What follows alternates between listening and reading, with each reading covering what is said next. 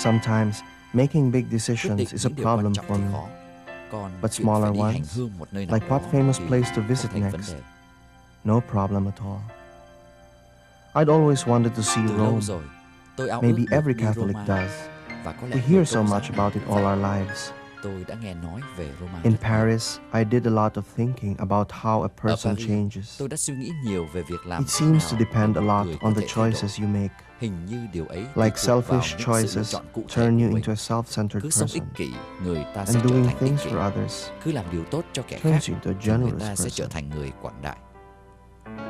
I have the feeling that generous people are happier and know where they are going in life. Me, I'm still a wanderer. Vẫn cứ vật vờ, chả biết đời mình sẽ đi về đâu.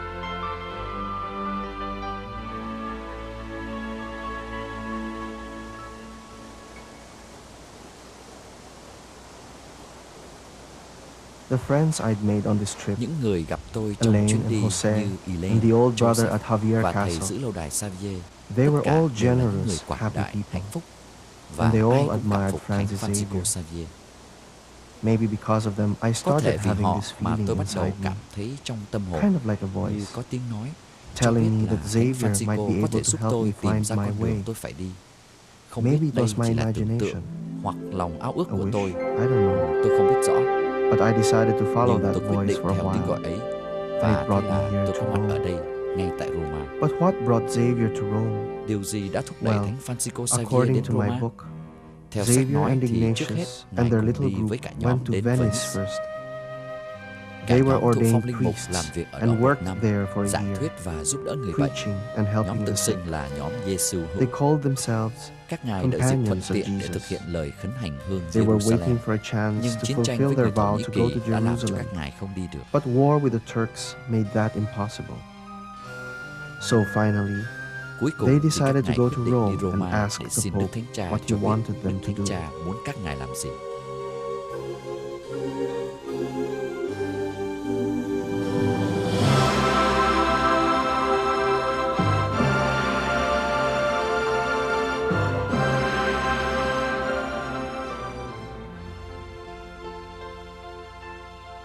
Nowadays, most Ngày nay, people come to hầu Rome hết for người ta đến sightseeing. Roma là để tham quan, They want to thăm see viếng all những the tác phẩm city's điêu khắc famous và các statues nhà and thờ nổi churches, tiếng của thành phố. and Dĩ everybody nhiên ai cũng visits đến St. xem Peter's quảng trường Square. Thánh Phêrô. Here, the history of Ở đây, Rome and the chỗ Catholic nào Church cũng đầy rẫy is lịch all sử Roma around you. và Hội Thánh Công giáo.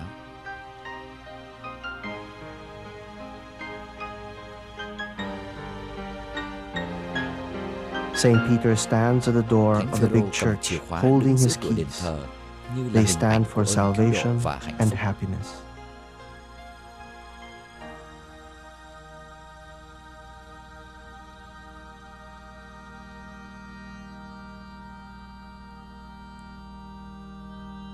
The dome of St. Vòm đền Peter's thờ Thánh reminds Phêrô us of nhắc heaven, nhở chúng ta về trời cao. and Michelangelo's Và Pietà tượng Đức Mẹ shows Sầu Bi how của even suffering Michelangelo can be cho thấy beautiful. ngay cả trong đau khổ, người ta vẫn có thể xinh đẹp.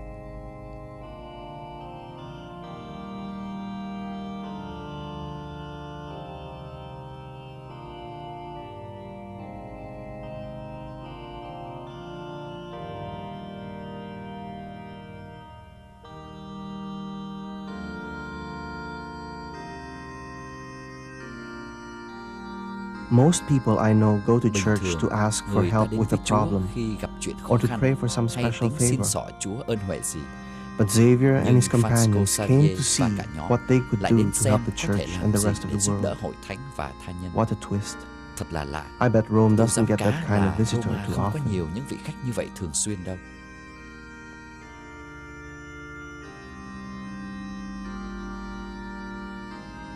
A lot of us have Hầu been hết brought trong up chúng ta thinking thường that nghĩ rằng religion can tôn give us giáo what có we thể want. ban cho chúng ta điều mình muốn. All we Chỉ need cần is the chúng ta faith tin to và ask. xin. The problem Vậy is, khi chúng ta không thiếu when thốn we gì, don't need không anything nhận được điều or gì don't mình get muốn, what we want, lúc ấy well, liệu so hội thánh long, có cần church. không? But Xavier and his Nhưng Thánh friends were Phanxico different. Javier và các bạn thì lại khác. They saw the church Các as a ngài coi hội worldwide thánh như một family gia đình bao trùm with an cả thế giới, important mission với sứ to mạng cao save cả everybody. là cứu giúp mọi người. It was like a Hội great thánh như một historical vở kịch drama, lịch sử lớn and they và wanted to các be a ngài part muốn of dự it. phần vào đó. So they Vì came thế, to các see the ngài đến Pope gặp Đức Thánh and Cha ask him how để they được could biết do it. có thể làm được gì cho hội thánh. Of course, everybody that comes to Rome Hẳn wants là to see ai the đến Pope. Roma cũng mong gặp I Đức Thánh wondered Cha. if I would be so Không lucky. biết là tôi có may mắn được gặp ngài hay không.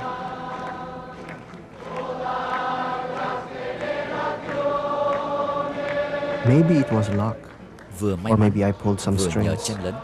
Cuối But I cùng tôi managed cũng to vào get một into cái the phòng tiếp hall kiến này, where the Pope nơi gives hàng his tuần weekly Đức Thánh talk. Cha vẫn nói chuyện với mọi I người. wasn't exactly sure why I did it. Did I Thật ra, expect to learn tôi something cũng không there? rõ mình đến đây làm gì. What was a person Mong like me học hỏi doing được in the điều same gì room chăng? with the Pope? Tôi sẽ làm gì khi gặp Đức Thánh Anyway, Cha? it would be something to write Dẫu home sao, about. gặp Đức Thánh Cha cũng có thể là biến cố để khoe với những người khác. Actually, the church meant a lot Nghĩ to me lại, when I was hội thánh growing rất up. quan trọng đối với tôi khi But còn then nhỏ. things changed. Nhưng rồi tôi lớn lên, As I got những bài older, giảng ở nhà the thờ chẳng homilies mấy in liên hệ church tới đời sống didn't tôi. seem to have much to Rồi do các with tín my điều, life. các luật lệ, giáo huấn, And all those sao tôi thấy khó doctrines and quá. rules and moral Tôi không thấy teachings, ý nghĩa là bao. they were hard to Tôi cũng accept. chẳng thể giữ được. I couldn't Thành make thử sense out of a tôi lot tạm of để it. đó đã. And I couldn't measure up to it either. Giờ đây, So tôi đang finally, ở I giữa just bao stopped nhiêu người trying. từ khắp nơi trên thế giới đến để gặp And now gỡ here vị I lãnh am, đạo hội thánh. with people from all Thật là over the tuyệt. world waiting to Ai meet cũng muốn the đến head of bắt our tay Đức Thánh church. Cha và nhận phép lành. It's kind of exciting. Everyone's hoping to shake his hand or Chẳng get biết his gặp Đức Thánh blessing. Cha có ích gì cho tôi không? I wonder Có if làm meeting tôi the gần Pope hội would be thánh good hơn for được me. chút nào không? Hoặc Would it có bring thể me any quyết định closer về to cuộc the đời mình church? không? Or help me Đó decide là what to điều do đã with xảy my đến life? cho Thánh Phanxico Javier It did và for các bạn. Xavier and Ignatius.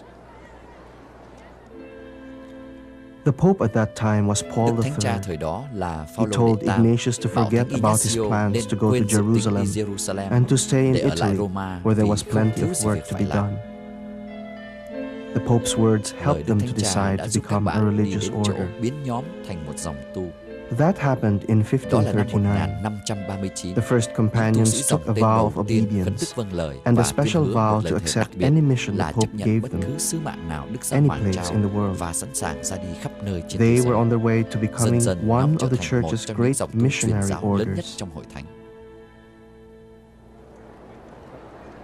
Well, here he Đức Thánh comes. Cha tới rồi. It's my big Không biết Ngài chance. sẽ gợi ý cho tôi làm gì I đây? wonder what suggestions the Pope will have for me.